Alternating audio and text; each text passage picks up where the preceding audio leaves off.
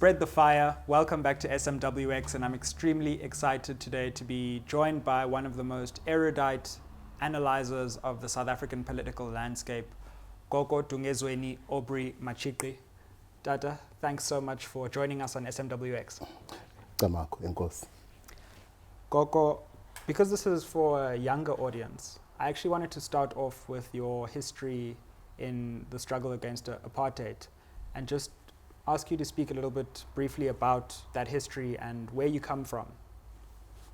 Well, I was born in Orlando West, Pefeni, Soweto, and I got my first lesson in South African politics from my mother and father, who had asked a cousin of my mother's to get them an LP by Harry Belafonte and Miriam Makeba.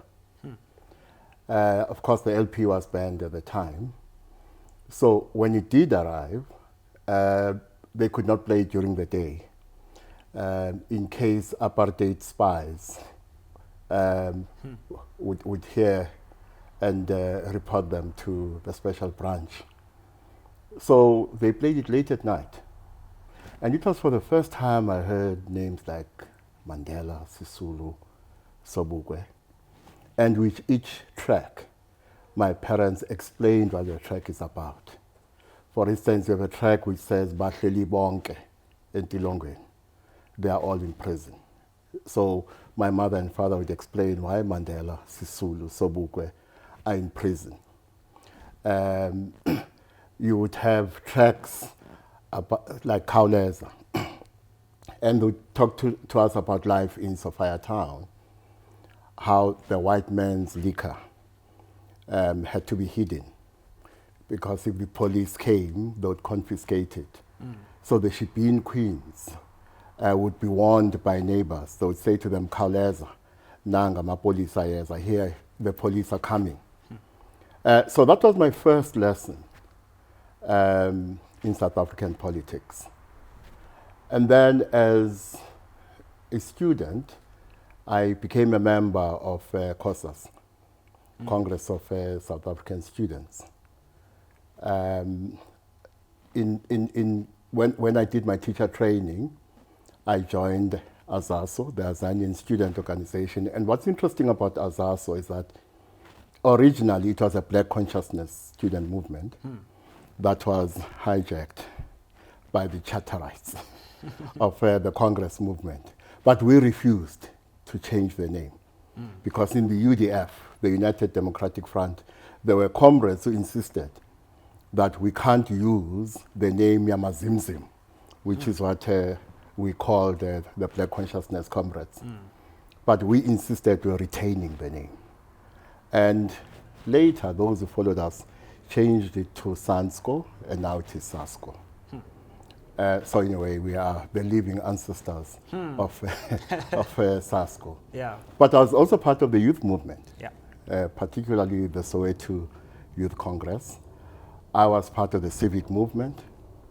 I was part of the union movement. In fact, I belonged to a union called the National Education Union of South Africa, NUSA, which organized teachers at a time when it was very difficult to organize teachers.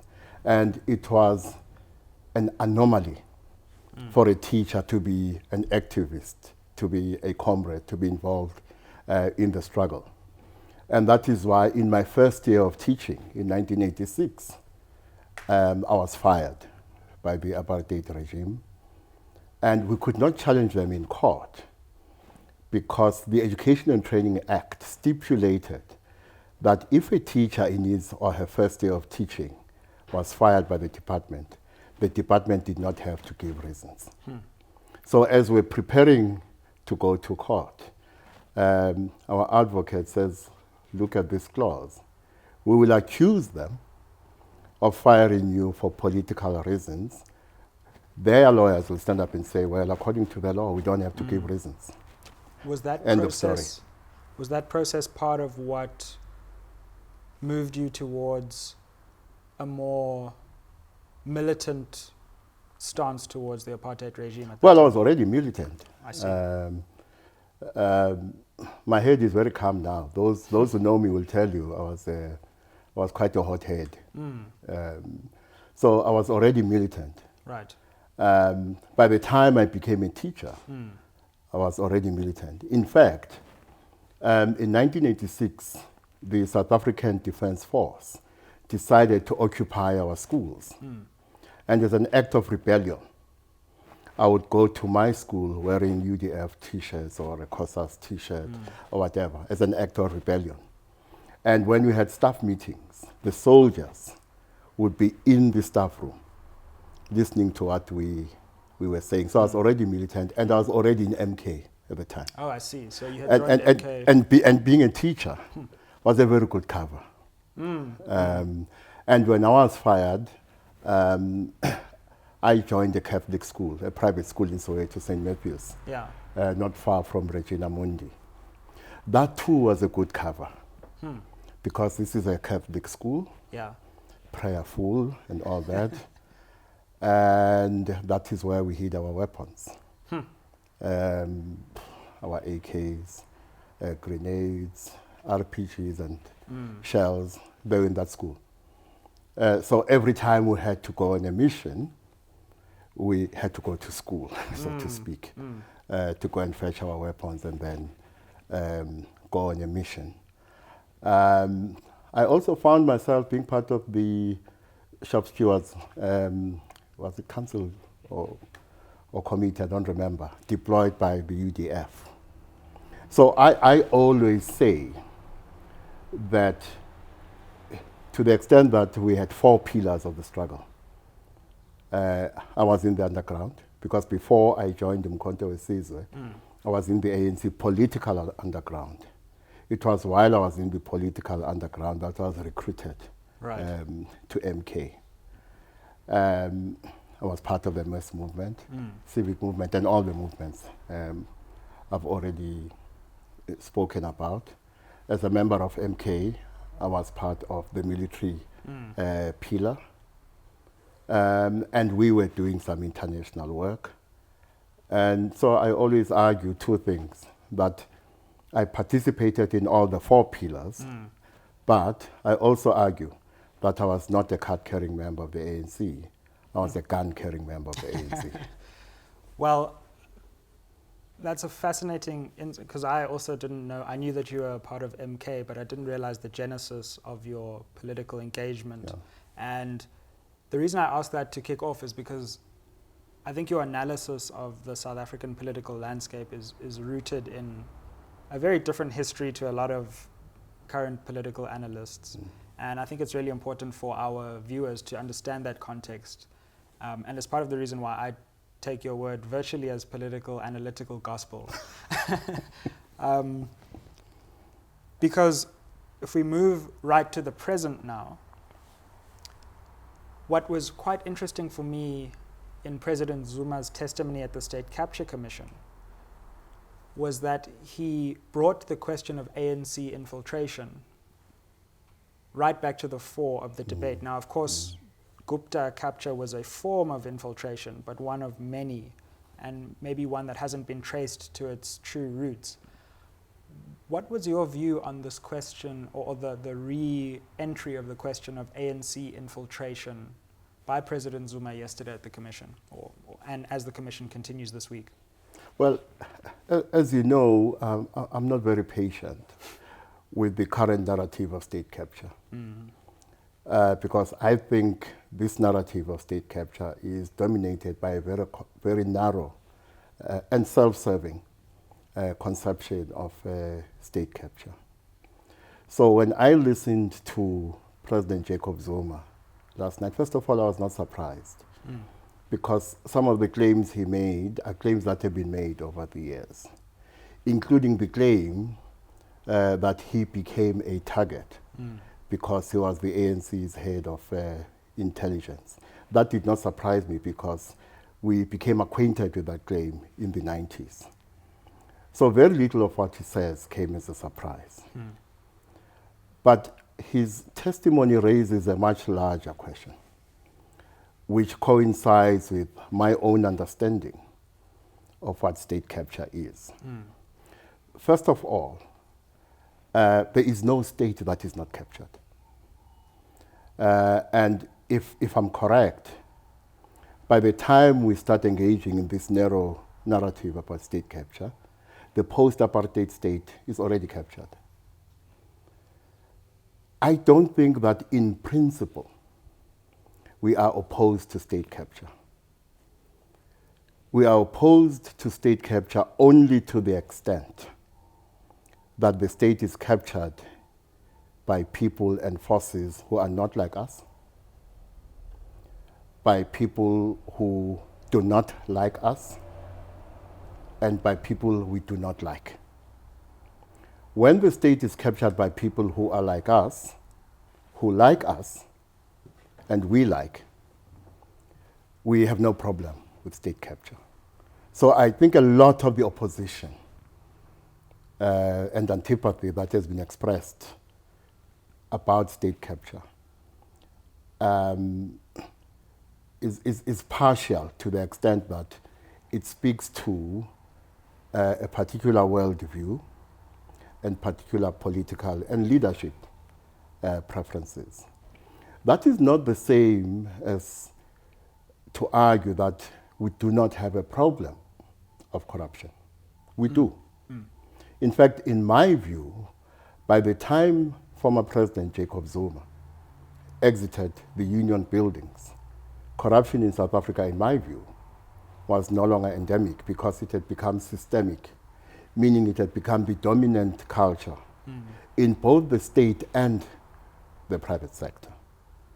The reason I object to this narrow conception of state capture is because this lens through which we look at state capture, because it is narrow, we misdiagnose the problem. For me, the problem is this. The ANC is in government, but has never been in power. That's my diagnosis. And I link that to my conception of state capture. But what is state capture about? State capture is about preserving and reproducing economic, cultural, and other relations that have become dominant globally. And they must be reproduced and preserved globally in all continents, regionally, and at a domestic level. To the extent that where there is a master narrative, there is always a counter-narrative, or there are always counter-narratives. Those whose interests, particularly economic interests, have become dominant globally, must make sure that the counter-narratives themselves are countered and are neutralized. In other words, their worldview and their logic must be replicated throughout, globally, regionally, continentally, and at a domestic level. And the manner in which that happens is through education. So the education system must play that reproductive role.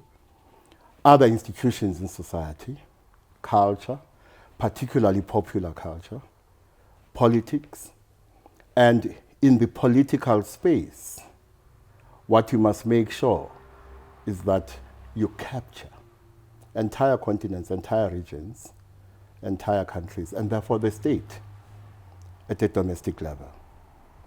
Now, in a situation where a liberation struggle was fought, remember the struggle against apartheid was not just a struggle against the apartheid regime. It was also a struggle against a particular world order. And that is why the Southern African region, or the African continent, not only because of its resources, became an arena in the battle between, let's say, the Soviets, the Chinese, the Europeans, and the Americans.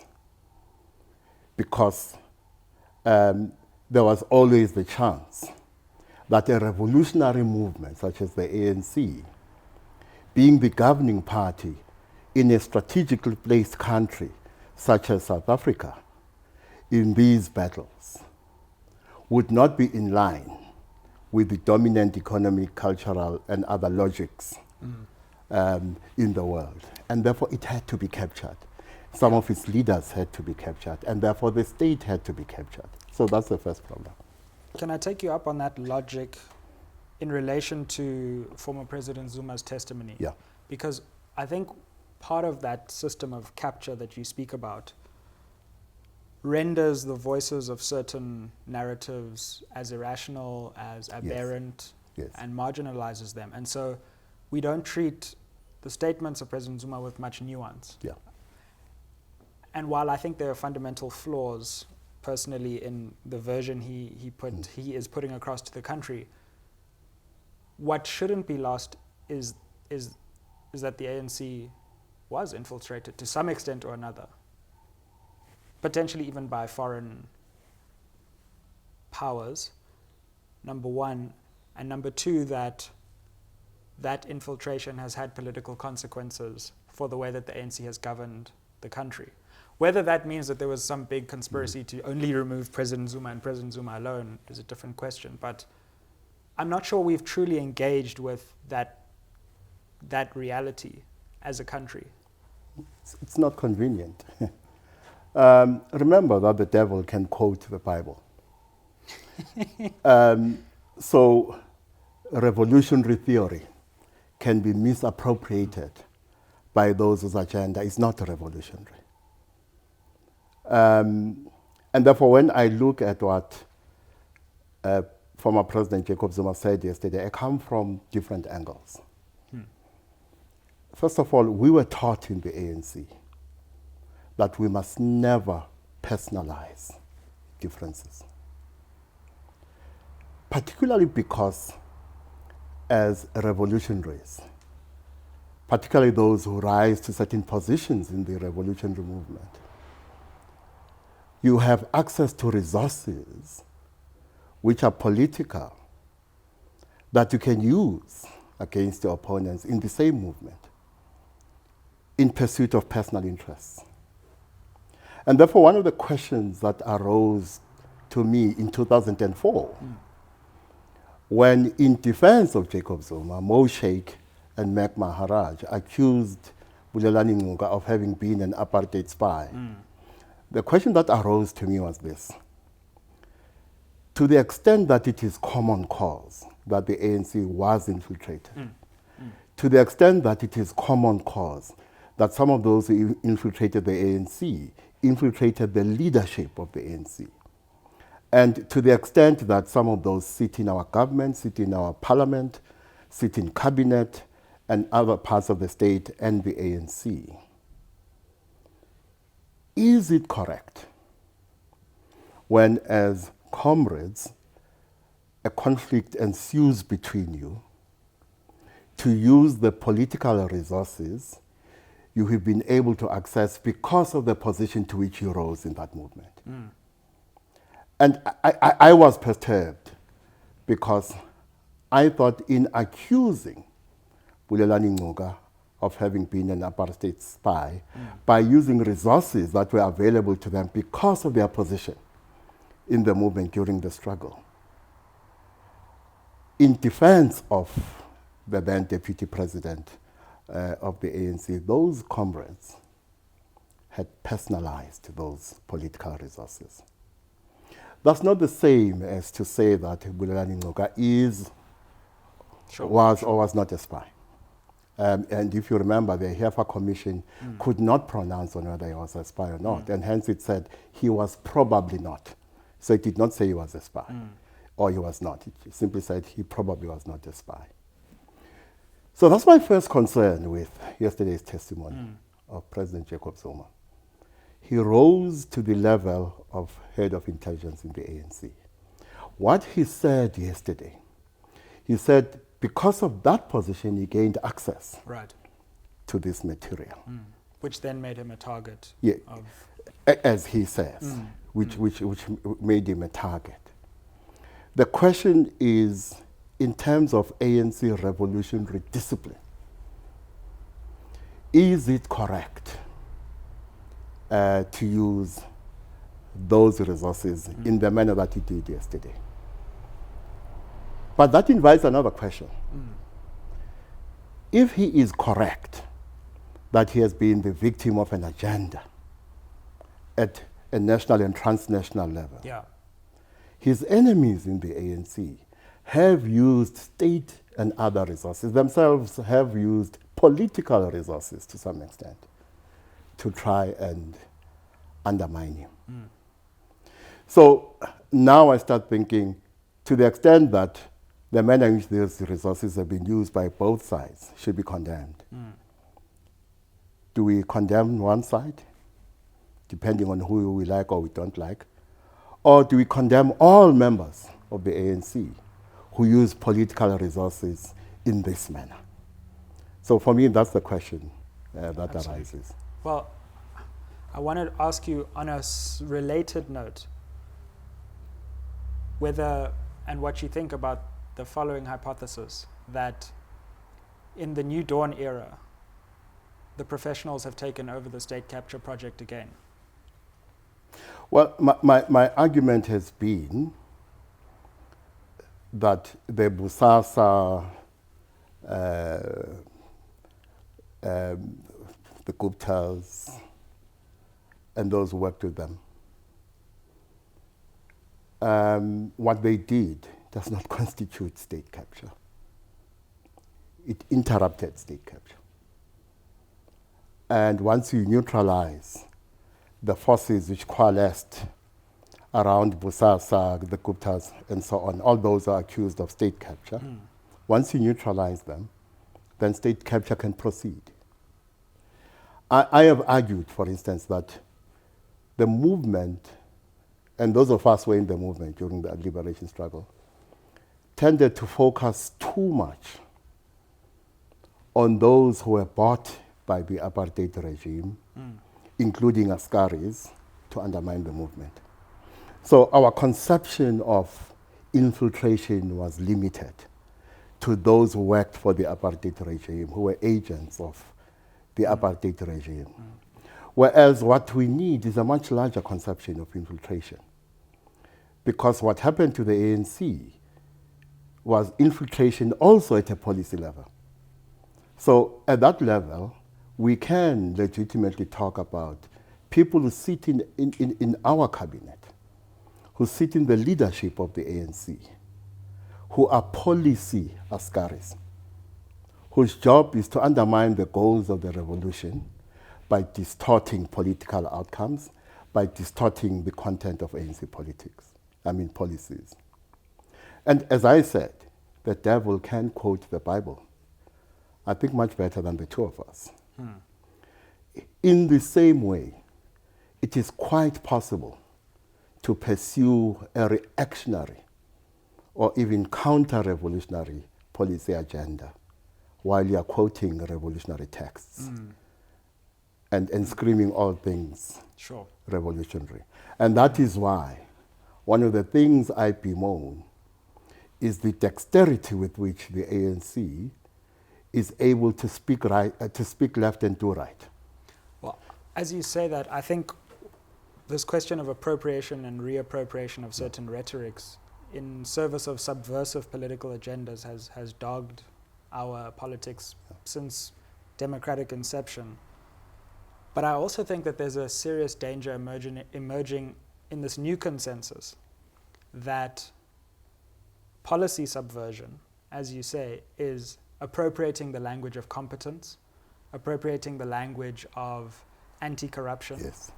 And as everybody rallies around these notions of competence and anti-corruption, a truly damaging economic agenda, which serves a very narrow global elite, is being forwarded under this shroud. I put that to you as a potential Well, thought. I mean, the devil is not going to come to you in its incarnation as an ugly person. The devil will come to you in an incarnation as a very attractive, seductive person. We have two problems. We have what I call the impunity of Democrats. By that, I mean those who extol the virtues of liberal democracy our constitutional values, who are positioned and position themselves as the angels of the South African political drama. When some of them, I'm not going to argue it's all of them, when some of them act in pursuit, not of the noble, but of the ignoble. And because they have succeeded in imposing a canon of rational thought that positions them as the angels of the South African political drama, they can hide behind their values of democracy they extol. They hide behind the facade of being Democrats. And that is what I mean when I talk about the impunity of Democrats. At the same time, to the extent that there are battles in the ANC, we tend to limit our understanding of those battles as battles between ANC members or ANC leaders. And we seldom talk about the interests that have attached themselves to these battles, or the interests that have produced the battles or the conflicts in the ANC, or that are the cause of those battles. So you have The Economist just before our May 8 election exhorting us to give the ANC a strong mandate, And Ramaphosa because Ramaphosa is the best bet for South Africa. Now, Ramaphosa may not be a puppet, but clearly there are those who think they are ventriloquists. See, that's the problem, you know. But what gives them the boldness to think they can impose political choices on us is a particular history, a history of an attempt to make sure that our countries become an extension of their interests. And to some extent, when I look at the New Dawn, we unfairly accuse the NDP, the New Dawn project, of being an extension of these interests.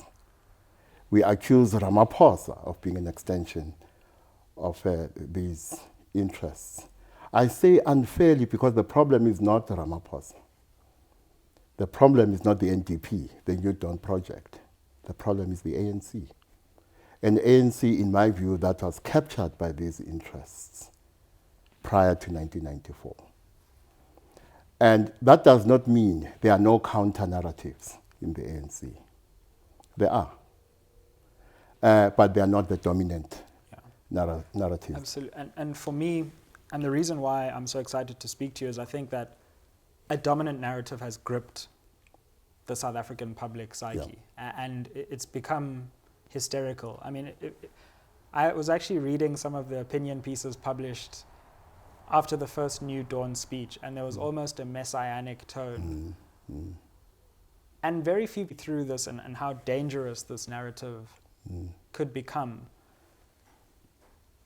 And my problem is not, this does not mean that the people who oppose Ramaphosa again are angels. That we've established the major problems with that. It's a choice between bad and bad. Exactly. We can quibble about who is, to use street language, better. Exactly. But my problem is when you start overlooking obvious acts of wrongdoing, or at least apparent wrongdoing, in the same way that you did for the Zuma, in the same way that what's called the Zuma faction was starting to do. So let's take, for example, Minister Gordhan, who's now the subject of great controversy. Partly because he's a competent minister in many respects, but also because he may have made some mistakes. And for me, when I see the rogue unit discussion, I put that on one side because let's not even delve there right now.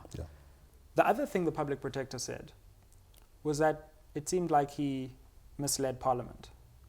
And everyone has ignored that, it seems to me. He claims he forgot that he was in a meeting with the Guptas. And there's no scrutiny on that decision to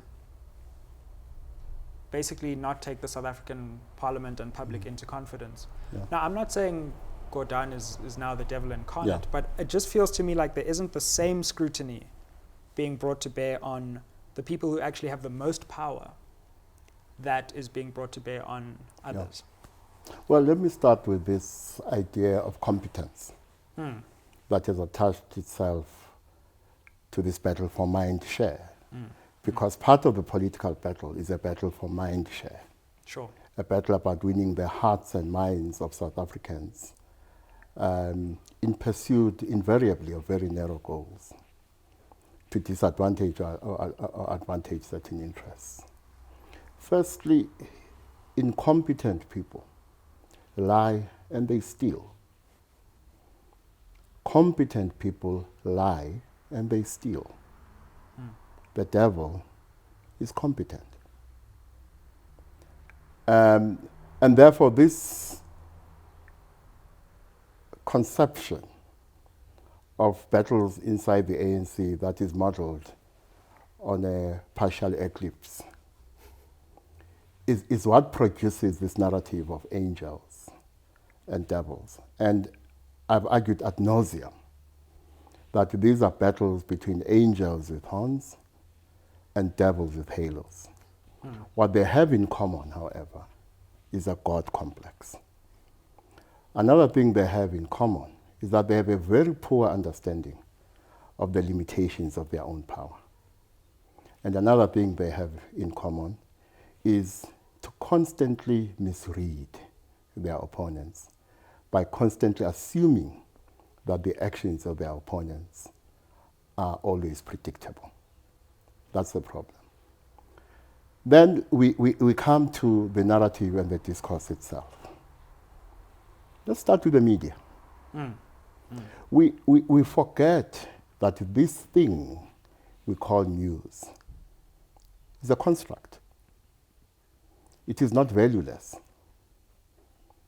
It's constructed socially, it's constructed politically, historically, in gender terms, culturally, and in other terms. So it's a construct. So news is a social construct. Because it is a social construct, what you bring to it as a journalist or as a media player shapes what you select as news. So I'm not talking about bias in the narrow sense here. I'm talking about bias in a much broader sense. Let me give one example. Because of colonialism and apartheid, a numerical minority has become a cultural majority whose worldview, ways of seeing, and ways of being have become dominant and have become the dominant ways through which we refract political, social, economic, cultural, and other realities in our society. And the numerical majority has become a cultural minority whose ways of seeing, worldview, ways of being have become subordinated to the worldview of this cultural majority, which at the same time is a numerical minority.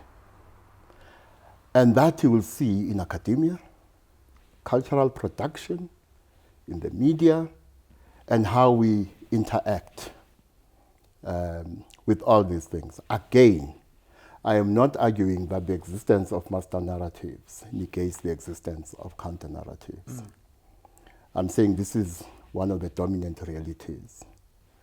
So there is an extent to which some of us in the media perceive political reality through the eyes of the cultural majority. And that has a material basis.